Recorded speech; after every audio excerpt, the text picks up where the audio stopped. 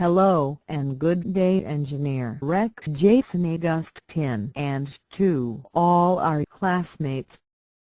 Today we will embark on a journey of the signal of our microwave communication project in fulfillment of the subject Communications Theory 5. This video presentation was made by the group of Mr. Donovan Lopez, Mr. John Christian Ponsonest, Mr. James C. Priano and Miss Jean Pauline Margaret Lucas. So we start off by describing where our communication design would be.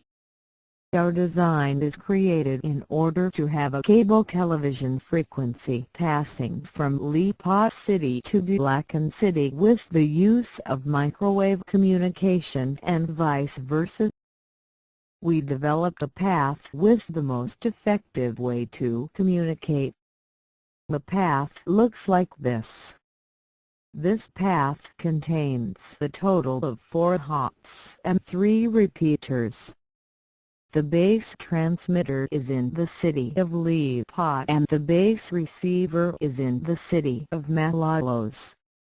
The first repeater is in the fields of Calamba City. The second and third repeater is in Manila City. We start on the base transmitter, which is in Lipa City. The tower is located on the top of the mountain named Mount Maculat.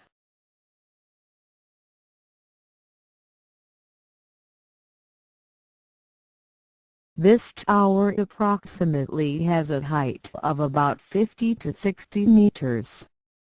Its antenna height is in 50 meters based on our desired or calculated path profile. The antenna in all the towers is a 8 GHz dual polarized parabolic antenna with a diameter of 6 feet. In this tower we will now create the path for the first hop. The first hop starts from Mount Maculat to the fields in Burol Road at Calamba.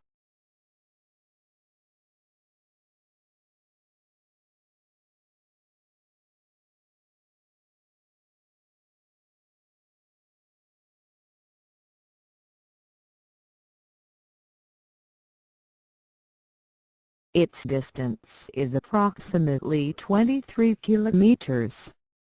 As it goes to a line of sight path, it passes on mostly fields.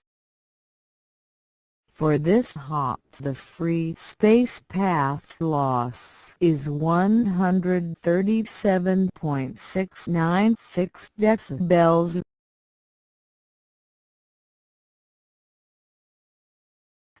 It passes on mostly fields, mountainous areas, and rural areas like Mount Makiling and Barangay San Isidro. This is the path profile for this hop.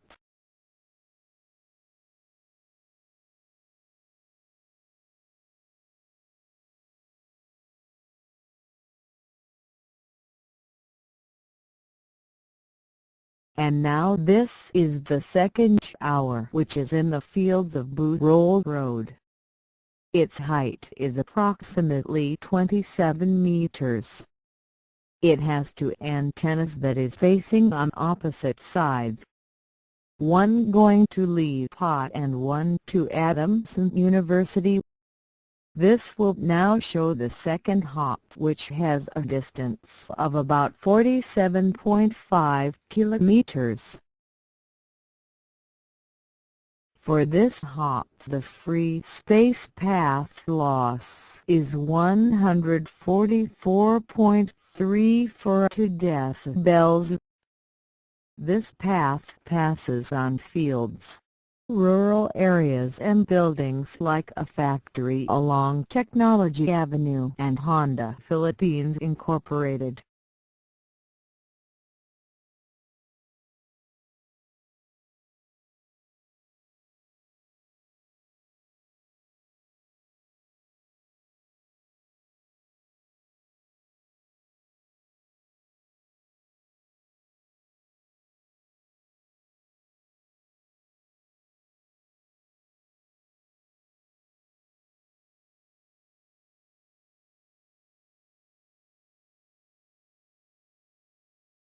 This is the path profile for this hops.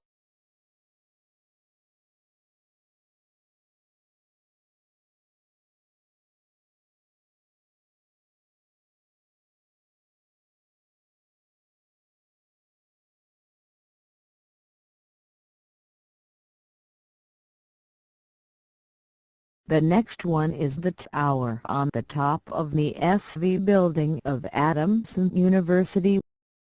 The antenna height is about 12 meters.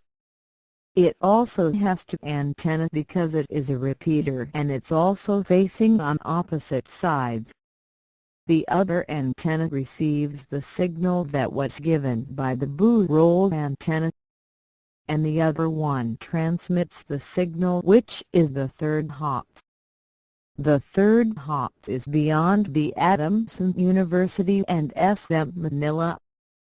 The distance is about 500 meters, which is short, but it is made due to the elevation of the two.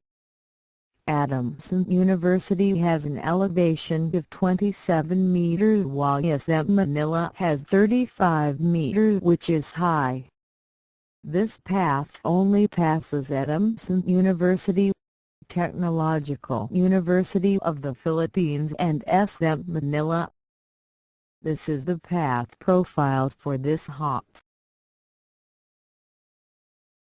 The next one is the SM Manila Tower, which has the approximated height of 34 meters.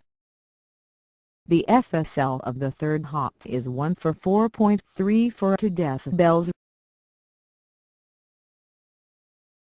This tower is the start for the fourth and last hops. The fourth hops has a distance of about 35 kilometers. It passes on buildings, fields and some on the shore. It has an FSL of 1 for 1.4 decibels. This is the path profile for this hops.